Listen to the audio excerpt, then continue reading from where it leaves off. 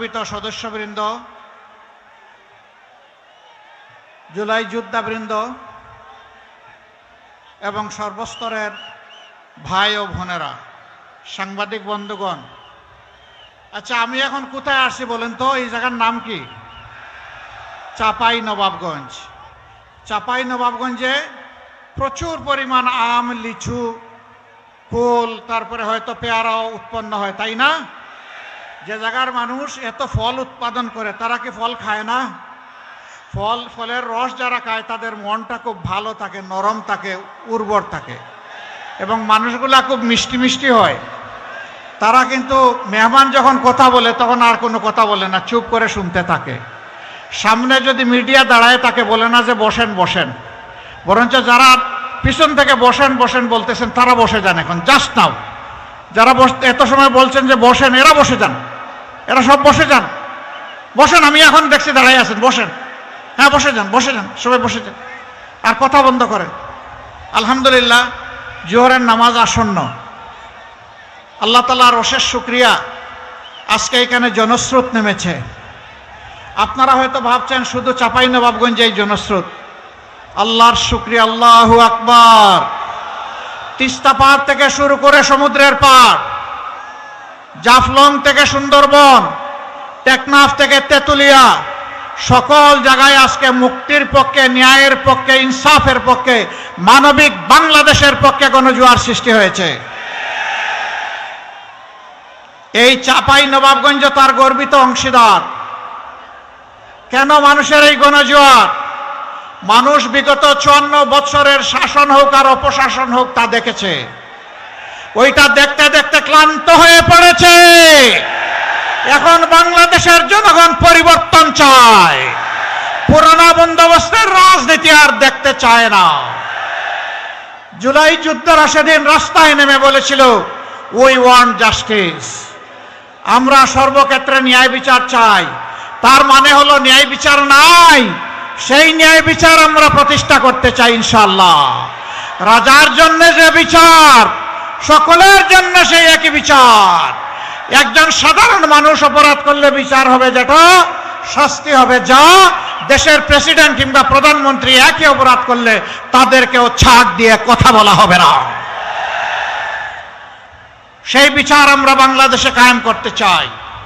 এই বিচার মুসলমান, হিন্দু, বৌদ্ধ, খ্রিস্টান, সাঁওতাল যারা আছে, নৃতাত্ত্বিক জাতিগোষ্ঠীর সকলের জন্য। এই বাংলার আসমানের ছাদের নিচে আর জমিনের উপরে যারাই বসবাস করে, বিচার ইনশাআল্লাহ তাদের জন্য সমান কায়েম করা হবে। ওই বিচার যখন কায়েম করা হবে তখন বাংলাদেশে আর কাউকে চাঁদাবাজি করতে দেওয়া হবে না। চাঁদাবাজির রাস্তা বন্ধ হয়ে যাবে। চাঁদাবাজদেরকে ধরে এনে কাজে নিয়োগ দেওয়া হবে। তারাও সেদিন কাজ করে দেশ গড়ার কাজে অংশগ্রহণ করবে ইনশাআল্লাহ। দুর্নীতি যারা করেন তাদের দুর্নীতি করার প্রয়োজন হবে না। এখন দুইটা কারণে মানুষ দুর্নীতি করে, একটা হলো লোভ আর একটা হলো বাধ্য হয়ে। লোভ তো আমরা সবাই বুঝি, বাধ্য হয়ে কেন দুর্নীতি করবে? অবশ্যই আমার সামনে এখানে আধা সামরিক বাহিনীর লোকেরা আছেন, র্যাব আছে, পুলিশ আছে, আনসার আছে এবং কোনো কোনো জায়গায় সামরিক বাহিনীর লোকদেরকে আমরা দেখেছি। তাদের সকলে সমান নয়। সামরিক এবং আধা সামরিক বাহিনীতে যারা নাম লেখান, প্রথম দিনই তারা নিয়ত করে ফেলেন, ওয়াদা করেন, নিজের জীবন দিব কিন্তু দেশের 1 ইঞ্চি মাটি কাউকে দেব না। একমাত্র সার্ভিস যেখানে জীবন দেওয়ার শপথ নিয়ে যাত্রা শুরু, তাদের সুবিধা, তাদের বেতন আর আমাদের বেতন আর সুবিধা এক হওয়ার প্রশ্নই ওঠে না। যার যেমন অবদান তাকে তেমন মূল্যায়ন করতে হবে। আইন শৃঙ্খলা বাহিনীর লোকেরা দিন নাই রাত নাই 24 ঘন্টা অন ডিউটি, পাগল হয়ে দৌড়ায়। সেই লোকদেরকে যদি 8 ঘন্টা ডিউটি করা লোকদের সমান বেতন দেওয়া হয়, এটা কি ইনসাফ হবে? চরম বেইনসাফি হবে। এবং সেটাই বাংলাদেশে চলে আসে। আমি অল্প কিছু পেশার কথা বললাম, প্রায় সকল পেশায় এই ধরনের ভারসাম্যহীনতা। আমরা সেই ডিসপ্যারিটি বা বৈষম্য আমরা দূর করতে চাই। যার যেটা ন্যায্য পাওনা, একজন কর্মচারী, কর্মকর্তা, সে সরকারি, আধা সরকারি, স্বায়ত্তশাসিত, বেসরকারি, যেখানেই হোক সে যেন তার পুরো মেধা যোগ্যতা উজাড় করে সেখানে সেবা দিতে পারে, আর রাষ্ট্র এবং নিয়োগকারী সংস্থাও যেন তাদেরকে সম্মানের সাথে বসবাস করার মতো সুযোগ তাদের হাতে তুলে দেয়। আমরা তা নিশ্চিত করব ইনশাআল্লাহ। আমাদের যুবকরা যুবতীরা তারা বেকার ভাতার জন্য আন্দোলন করে নাই, তারা হাতে হাতে কাজ পাওয়ার জন্য আন্দোলন করছে। আমরা যুবক যুবতীদেরকে ওয়াদা করছি, অঙ্গীকার করছি, তোমাদের হাতে অপমানের ওই বেকার ভাতা আমরা তুলে দেব না, বরঞ্চ তোমাদের হাতে হাতে আমরা তোমাদের হাতগুলোকে দক্ষ হাত বানিয়ে ইনশাআল্লাহ তোমাদের মর্যাদার সাথে যায় সেই মর্যাদাপূর্ণ কাজ তোমাদের হাতে তুলে দেব। সেদিন তোমরা এই দেশ গড়বা, তৈরি হয়ে যাও। এই দেশ তোমাদের জন্য আমরা গড়তে নেমেছি, তোমাদের হাতে এই দেশের ভার আমরা তুলে দিতে চাই। বাংলাদেশ নামের যেই উড়োজাহাজ, সেই উড়োজাহাজের ককপিটে বসবে যুবকেরা, আমরা গিয়ে বসবো পিছনের প্যাসেঞ্জার সিটে। দেশ তারা রকেট গতিতে চালিয়ে সামনের দিকে নিয়ে যাবে, পিছনে তাকানোর আমাদের আর সময় নাই। সকল জাতি ধর্ম গোষ্ঠী বর্ণ সমস্ত মানুষকে বুকে ধারণ করে আমাদের এই যাত্রা শুরু ইনশাআল্লাহ। মা বোনদের ক্ষেত্রে আমাদের স্পষ্ট অঙ্গীকার, আপনাদের বহুবিধ অবদান, তার একটারও প্রতিদান দেওয়া আমাদের পক্ষে সম্ভব নয়, ঋণ পরিশোধ করা সম্ভব নয়, কিন্তু আমাদেরকে চেষ্টা করতে হবে। আমরা দুটি জিনিস আপনাদের জন্য নিশ্চিত করতে চাই। একটি হচ্ছে সমাজের সকল স্তরে আপনাদের অধিকার এবং মর্যাদা, দ্বিতীয়টি হচ্ছে আপনাদের নিরাপত্তা। আজকে এই দুটিরই অভাব। ইনশাআল্লাহ আমরা এমন একটা সমাজ গড়তে চাই, পুরুষরা পাবে পুরুষদের অধিকার, মহিলারা নারীরা পাবে তাদের অধিকার, এবং কোন জালিম আমার কোন মা বোন মেয়ে জায়া কারো দিকে চোখ তুলে তাকানোর সাহস করবে না। সেই নিরাপদ বাংলাদেশ মায়েদের জন্য আমরা গড়তে চাই, ঘরে চলাচলে কর্মস্থলে সর্বত্র ইনশাআল্লাহ। চাঁপাইনবাবগঞ্জ আলহামদুলিল্লাহ একটা উর্বর জেলা, আমের রাজধানী, এখানে লিচুর রাজধানী, আরো অনেক কিছু এখানে। কিন্তু এই যে আস্তে আস্তে দেখলাম মহানন্দা, এখন নদী আর খুঁজে পাওয়া যায় না, এখন মরুভূমি, এখন কঙ্কাল। আমরা নদীগুলোকে জীবন্ত করে তুলব ইনশাআল্লাহ। নদীমাতৃক যোগাযোগ ব্যবস্থা এবং নদীকে সম্পদে পরিণত করব ইনশাআল্লাহ।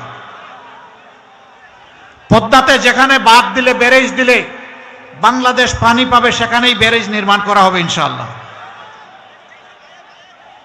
এই আমের রাজধানীতে আম সংরক্ষণ করার মতো কোনো হিমাগার বা সংরক্ষণগার নাই। ইনশাআল্লাহ আমরা ঘোষণা দিয়েছি, পুরা উত্তরবঙ্গকে আমরা কৃষি শিল্পের রাজধানীতে পরিণত করব। যেখানে বিশ্ববিদ্যালয় দরকার সেখানে বিশ্ববিদ্যালয় হবে, যেখানে সংরক্ষণ দরকার সেখানে হবে, যেখানে পরীক্ষাগার দরকার, গবেষণাগার দরকার, সেখানে গবেষণাগার গড়ে তোলা হবে।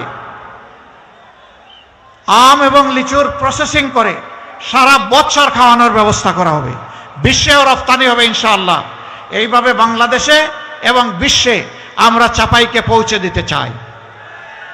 আপনারা তৈরি আছেন ইনশাআল্লাহ? 12 তারিখ দুটি ভোট। কয়টা?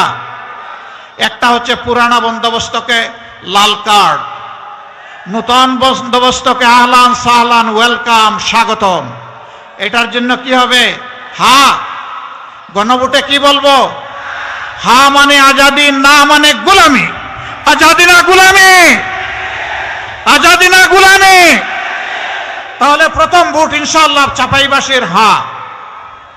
দ্বিতীয় ভোটটি হচ্ছে ন্যায় এবং ইনসাফের পক্ষে, একটা বৈষম্য মুক্ত, দুর্নীতি মুক্ত, চাঁদাবাজ মুক্ত, মামলাবাজ মুক্ত, নারীদের অপমান মুক্ত এবং আধিপত্যবাদ মুক্ত একটা বাংলাদেশ গড়ার জন্য আমরা আপনাদের এই মূল্যবান ভোটটা চাই। আমরা কথা দিচ্ছি, আপনারা আপনাদের ভোটের আমানত দিয়ে আমাদেরকে সাহায্য করুন। আমরা আপনাদেরকে ইনশাআল্লাহ এই যে আমানত আপনারা আমাদের দিলেন, আমরা এই কৃতজ্ঞতা 5 বৎসর ধরে আদায় করার সর্বাত্মক চেষ্টা করব। আপনাদের যত ন্যায্য পাওনা আছে সবগুলা ইনশাআল্লাহ আপনাদের সাথে আলোচনা করে আপনাদের হাতে পৌঁছে দেওয়া হবে। এবার আমি ইনসাফের প্রতীক দাঁড়িপাল্লা, এখানকার কয়টা আসন? এখানে তিনটা আসন যে আসেন ইনশাআল্লাহ। চাপাই 1, চাপাই 1 আসেন। আলহামদুলিল্লাহ। চাপাই 1 আসনটার নাম কি? হ্যাঁ, এটা কি শিবগঞ্জ হবে না শিবগঞ্জ হবে? এটা শিবগঞ্জ হবে ইনশাআল্লাহ।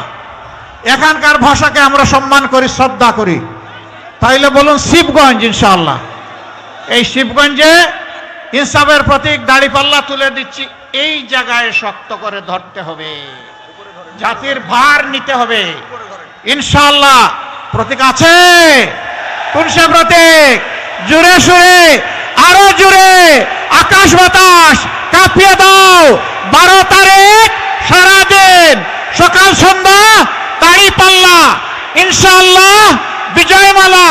12 তারিখ দাড়িপাল্লা, মাশাআল্লাহ। এবার চাপার 2, ডক্টর মিজানুর রহমান। এটা নাচল গুমস্তাপুর না ভোলাহাট। বুলাহাট, মাশাআল্লাহ। ধরেন, শক্ত করে ধরেন, মাশাআল্লাহ। এখানে ইঞ্জিনিয়ার গোলাম মোস্তফা, তাকে চিনেন? সরি, ডক্টর মিজানুর রহমান, তাকে চিনেন? মায়া লাগে, মায়া লাগে দেখতে? তাইলে বলেন, জুড়ে বলেন, প্রতীক আছে? কোন সে প্রতীক? আরো জুড়ে, জুড়ে সুরে কাঁপিয়ে দাও আকাশ বাতাস। 12 তারিখ সারাদিন সকাল সন্ধ্যা ভাই বোনেরা সবাই মিলে ঐক্যজোট ইনশাআল্লাহ জিতে যাবে ইনশাআল্লাহ, মাশাআল্লাহ। এবার চাপাই 3, সদরের আসন, মাশাআল্লাহ। এই লোকটারে চিনেন? ধরেন শক্ত করে। হ্যাঁ, লোকটারে চিনেন? মায়া লাগে গো, মাশাআল্লাহ। প্রতীকটা কি? আরো জুড়ে, জুড়ে সুরে ইনশাআল্লাহ, মাশাআল্লাহ। 12 তারিখ সারাদিন সকাল সন্ধ্যা ভাই বোনেরা ঐক্যজোট, বিজয় হবে, বিজয়মালা ইনশাআল্লাহ, মাশাআল্লাহ তাআলা আযীম। এবারে মহতারাম আমিরে জামাতকে দাড়িপাল্লা দিয়ে অভিনন্দিত করছেন আজকের অনুষ্ঠানের সম্মানিত সভাপতি জেলা আমির জনাব মাওলানা আবুজার গিফারি। আজকে অভিনন্দিত করছেন। আপনারা দোয়া করবেন ইনসাফের প্রতীকের এই ভার যেন আল্লাহ আমাকে বহন করার তৌফিক দান করেন। এবার আসুন বিদায়ের পালা। কঠিন রোদ, তা আবার মাঘ মাস।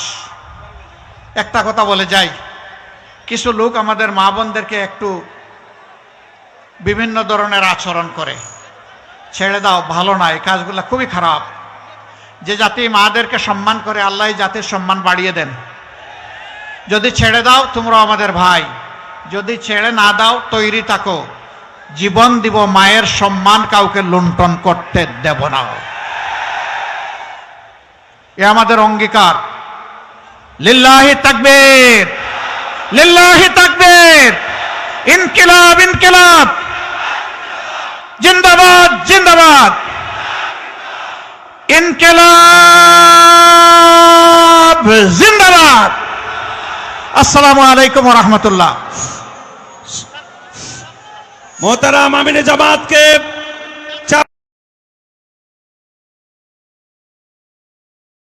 নবগঞ্জবাসীর পক্ষ থেকে আমরা স্বাগত জানাচ্ছি এবং অভিনন্দিত করছি।